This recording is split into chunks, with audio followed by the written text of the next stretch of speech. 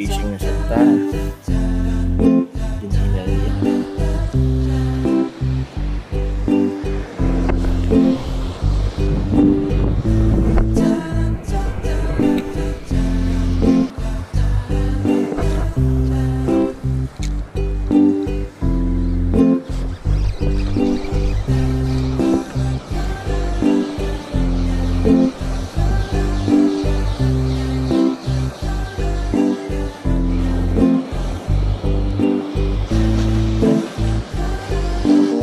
Gamay.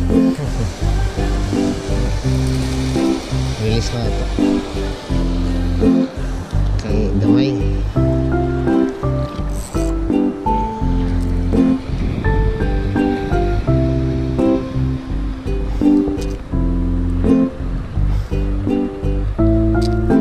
Ito mo yan guys.